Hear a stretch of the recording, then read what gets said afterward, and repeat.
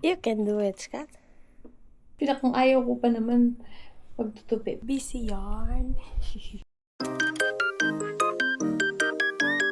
Magluto tayong fried rice. Maliit lang, dito lang.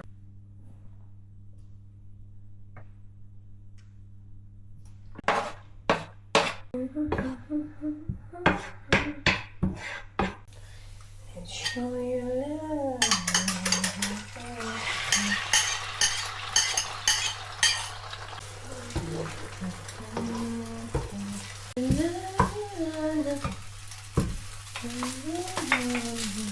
May natira akong rice dito from yesterday.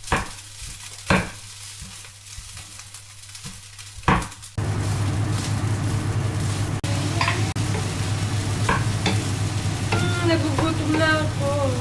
Kaya ating niluluto. Lunch.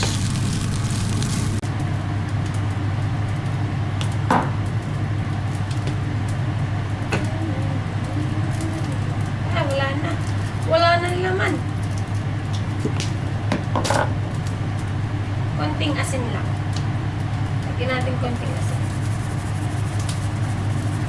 Okay. Tama na yan. Ilagay tayo spinach.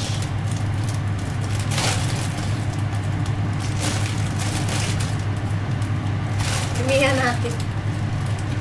I love spinach. Fried rice for lunch. Yum!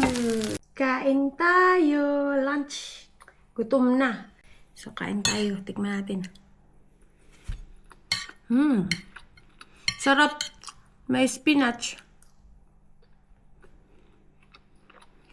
We're gonna do planting. Meron kaming new blueberry. Daming bulaklak. Naka-excite. And lavender ulit. And ito. Gusto to ni Justin. Pero ito ang akin. Oh, blueberry. Daming bulaklak. So, nakaka-excite. Kasi, sa summer, magiging blueberry to. Daming strawberry. Dalawa na yung bulaklak. Ito yung aming isang blueberry. Yung isa excited magtanim mo. Ito yung isa sa banding namin. Magtanim. Yeah, bell pepper. You can do it, Scott.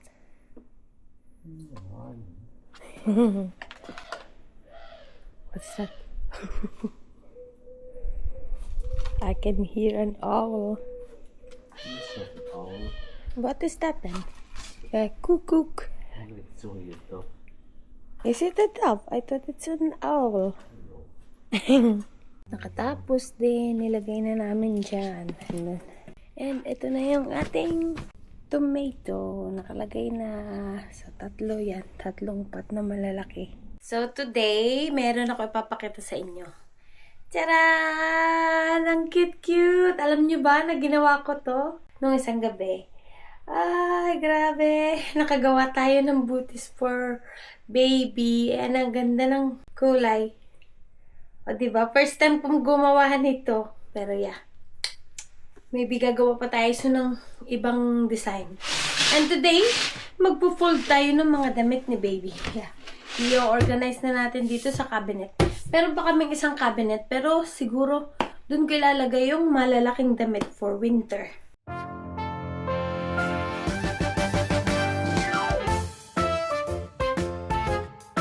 Meron tayong maliliit na damit dito.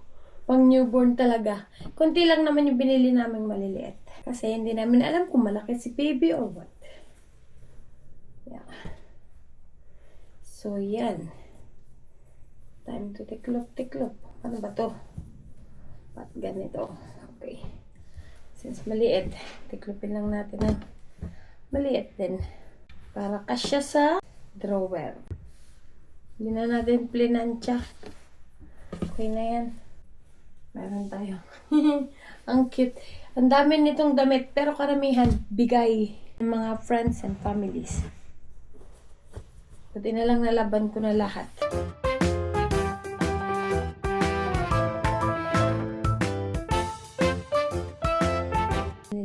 medyas. Tupitin natin. Sarap pala magtupi. Pinakang ayaw ko pa naman pagtutupi. Pero dati, plantsahin ang pinakang ayaw ko. Kapag magpa-plancha ng damit, yun ang pinakaayaw ko. Pero yeah, wala tayong magagawa. Kailangan na natin gawin. Housewife yarn. So, ganito ako magtupi ng medyas. Diba? Cutie. Meron ako ipapakita sa inyo na ginawa ko nung isang araw. And first time kong gumawa nito. Charan! Ang cute! So, nagtry akong gumawa ng booty for our baby. Yan, ito. Ang cute, diba? So, bali, dalawa yung nagawa ko. Yung isa, walang tali. And wala nito. So, magagamit natin itong foldable table dito sa baba. Kasi yung table sa taas, sobrang laki. So, hindi natin pwedeng ibaba dito. Trinay namin kaso, hindi na siya. Sisikip dito sa living room. Oopsie. Paano ito i-fold? Ay, ang bigat.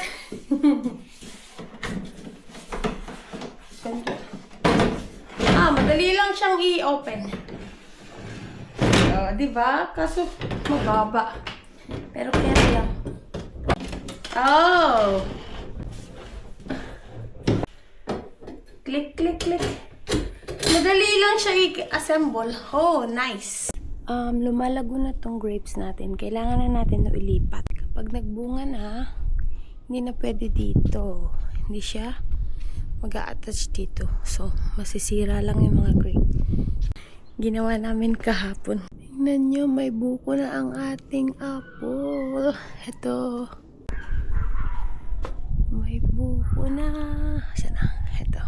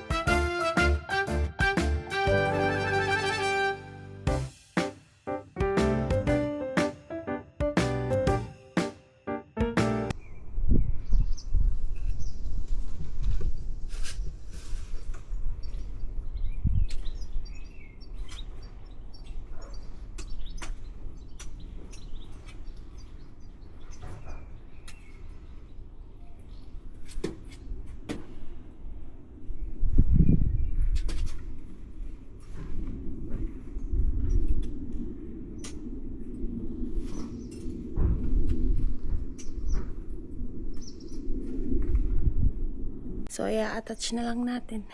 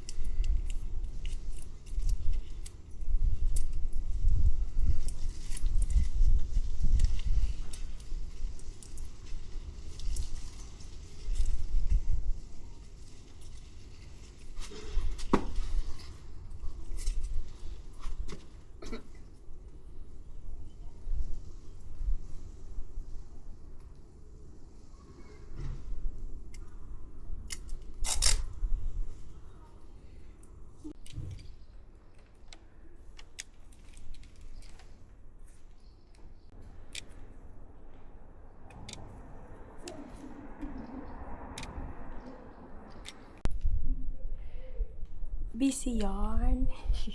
Grabe talaga tong allergy ko na to.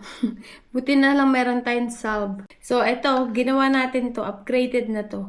Epekto ng pagbubuntis. Pero buti na lang meron tayo nito. Mabilis siya matuyo. Meron na nga pala tayong website. Yes, tapos na ang ating website. Pero, magdadagdag tayo ng new products. Yung salve na nasa jar. 28 weeks na ako. Third trimester. And yeah, so far, ang likot ni baby. Natutuwa ako kasi palagi ko siya nararamdaman. Kapag kumakain ako, kapag nakahiga ako, grabe yung sipa. Nakapag OGTT na tayo, yun yung para sa buntis yung magpapa-blood test. Tapos, iinom ka nung drink na sobrang tamis. Buti na lang hindi ako nasuka. Ang kaso, yung result ng ating OGTT is meron tayong diabetes. Ang tako ko kasi sa kanin. Pero matubig ako, yun nga, kanin. Tapos, second trimester, nagtakaw din ako magkain ng mga sweets. Like Toblerone. Start sa Monday, magpiprick tayo in dito sa kamay. Para ma-monitor natin yung sugar.